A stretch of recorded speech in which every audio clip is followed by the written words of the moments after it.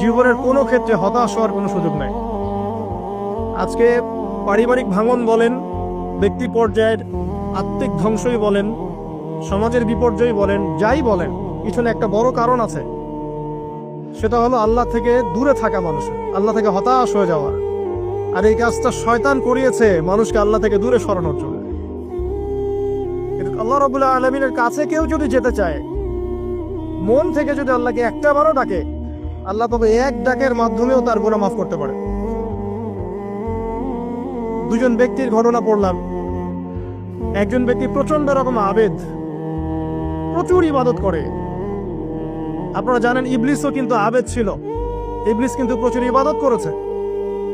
এখন ওই ব্যক্তির একজন বন্ধু ছিল, এটা বানু ইসরাইলের ঘটনা।